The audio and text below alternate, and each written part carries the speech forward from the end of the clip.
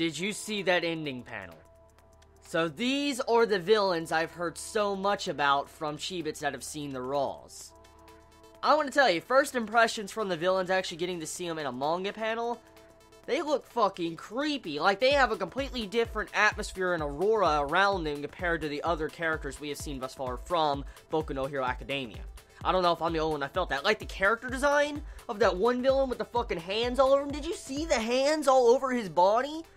The design of that character is so unique. I just want to take a moment and say, the villain's designs at the end of this chapter, the final freaking panel, I love the designs. One looks like freaking Venom. Like, one of the characters look like fucking Venom with the mouth and all that. One looks like, I don't know what, fucking Dr. Hands, okay? I want to call him fucking Dr. Hands at the moment. And when the other one's back there just sitting behind the bar and all that, I'm like, the villains look pretty kick-ass. I want to say, holy shit, the villains look kick-ass. I'm a fan of the character designs. The character designs are outright creepy and suiting for a villain. So, I mean, if a villain looks creepy when it's supposed to be a villain, that's good. I'm glad they don't look cliche, or they don't look, I guess, like, very corny. They actually look like terrifying villains from my first impressions of them and the way they were speaking. For instance, you have it in their final dialogue of this panel. They say, like, oh, what would happen if we destroy the symbol of peace? We just snuff them out.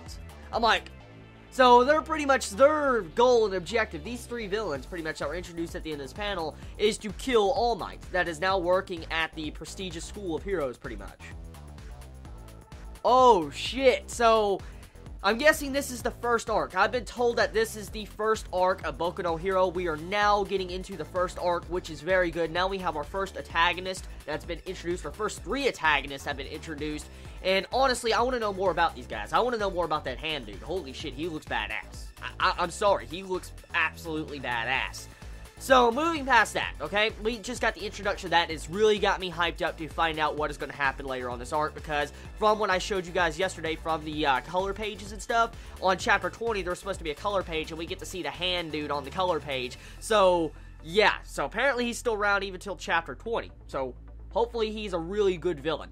Anyways, moving on, this chapter of Boku no Hero translated a lot earlier compared to the other chapters. I mean, the other chapters are getting every 2 freaking days, they're getting translated, but this one got translated in like under a couple hours from yesterday. I'm like, oh my god, like it got translated probably about 20 hours later after the last chapter, and that it's just getting shorter and shorter between the chapters getting translated. And for this to already be translated, that is a very, very, very, very good sign. That means the translators are really, really wanting to catch up, and that just shows you that the support for this series is real. There's talented translators that are probably jumping onto this series. They're like, okay, we need to translate this because it's got a lot of popularity, and that is good. I am so happy that we are catching up, because usually it's rare. It's very, very, very rare for a series that's just starting off with Shonen Jump, for instance, to actually get translated this fast from fan translators. It's really, really shocking to see them translate it so fast, because usually when you have a new series that comes to Shonen Jump, translators do not really want to mess with the series because they're scared that it will get axed later on.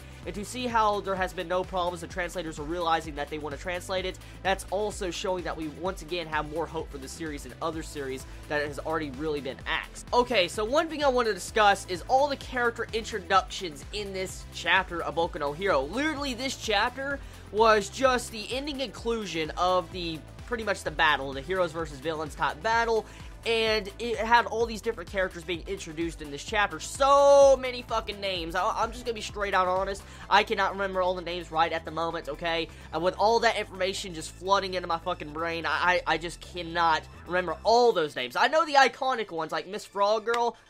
Oh my god.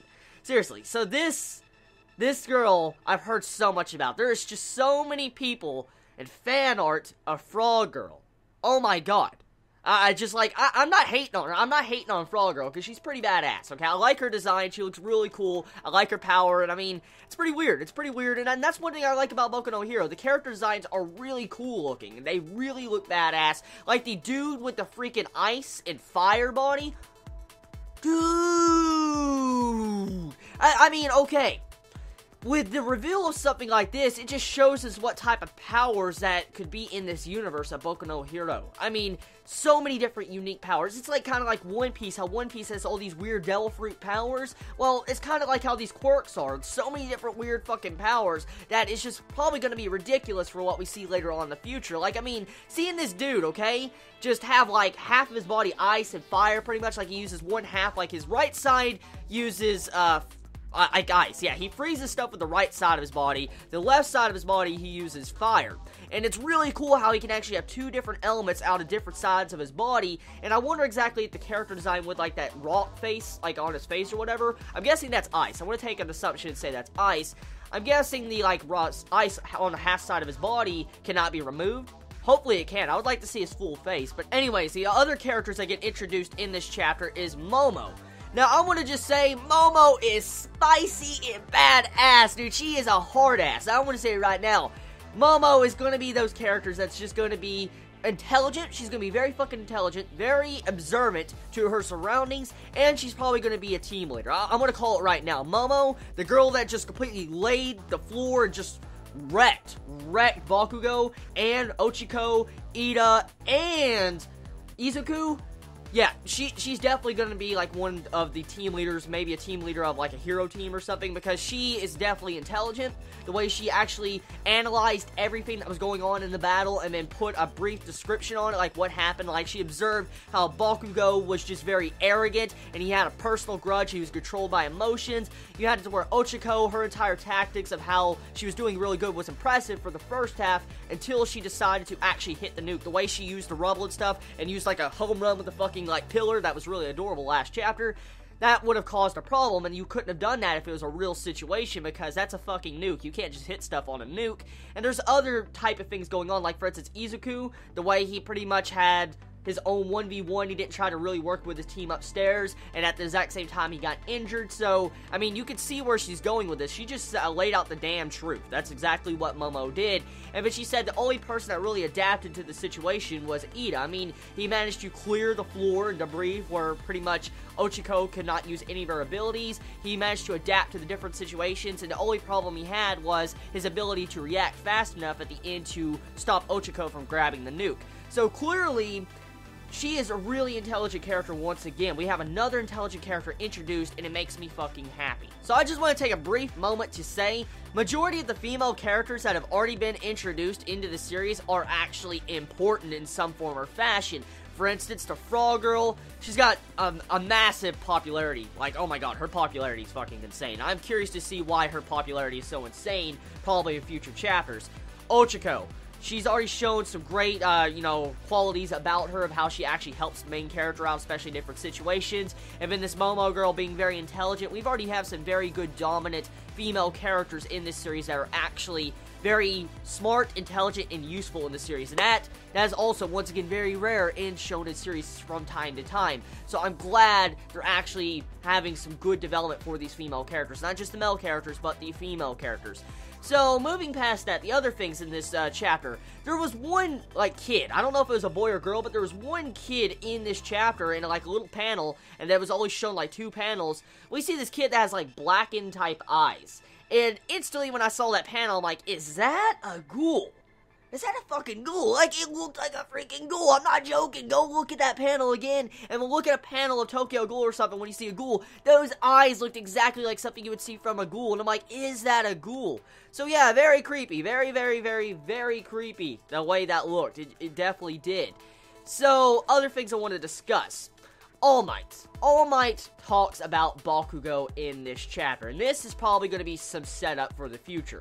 And once again, I'm getting a little bit of Naruto-type vibes in this chapter. For instance, the entire ordeal with All Might kind of reminds me of Kakashi when it comes to the events with Bakugo. Like, Kakashi, I remember, tried to mentor, Sasuke in certain scenes, and that kind of reminds me of that element a lot, because in this chapter, All Might states that Bakugo has a lot of self-confidence, and we all know this. He has a lot of self-confidence, and he thinks he's higher than everybody. And he was really pissed off when he got defeated by, Izuku. But in this chapter, you have it to where All Might takes an assessment of it and says, okay, he has a lot of self-confidence, but he has an inflated heart, in which, when you have an inflated heart, it's a fragile one. And so he's like, I need to give counseling to Bakugo as soon as possible. So it proves that Bakugo is going to have some issues later on down the road. Like at the end, he makes a declaration saying he will surpass Izuku, and he actually admits he lost. That takes a lot of balls and a character to actually admit he lost. I mean, for Bakugo to admit he actually lost that battle with Izuku, that actually shows you he got some development out of that fight, because that is really cool. So I saw a couple of Chibits actually say that Bakugo has like a Vegeta personality, but from seeing him actually admit he was defeated, I don't think he really has the personality of Vegeta. But anyways, moving past that, is that he says he will surpass All Might too, and that declaration sounds to me like eventually that might turn into something very bad. Because in the chapter, we have, like, it seems like we have some foreshadowing. I want to be honest. I felt like we had foreshadowing in this chapter. Because you have it to where All Might states to Recovery Girl, like, oh, you're the only one besides the principal and my selected closest friends that know about my all-for-one quirk power and how I transfer my power, pretty much. And besides, you know, Izuku. And when, you know, he talks about this, he's trying to keep it secret from other people because, you know, if that gets out, that will not be good because a bunch of people will try to get All Might's powers and different stuff like that. And so, you had to where Izuku actually kind of hinted at he got a borrowed power from somebody, and he told Bakugo this. Now, what's going to happen when Bakugo probably goes evil or something? He's going to give this information to other people, or he might try to steal All Might's powers to get stronger. It's a possibility. This could be foreshadowing. I don't think it's ever been told or discussed in the series if a hero could only have one power. Like, we see demonstrations of how heroes can have fire and ice and stuff, but I mean, I don't know if a hero could necessarily have multiple quirks. Like, is that possible? We have to question this. The very foundation of quirks, we have to wonder, is there a power that could steal other powers and make them have multiple powers? Because, I mean, I've seen this a lot in different comics and stuff, and so maybe if you have like a regular quirk power and you take All Might's one for all type power, you might actually have two quirks, which is a possibility. I don't know. We'll have to see where that goes. But overall, the chapter, very, very good chapter. Once again, a Boku no Hero. Chapter 11 was fucking amazing. Oh, the series gets better and better. The artwork looks freaking amazing, and the potential, once again, still remains high. So tell me your thoughts in the comments below. I love you all so much. Please be safe. Chibi out.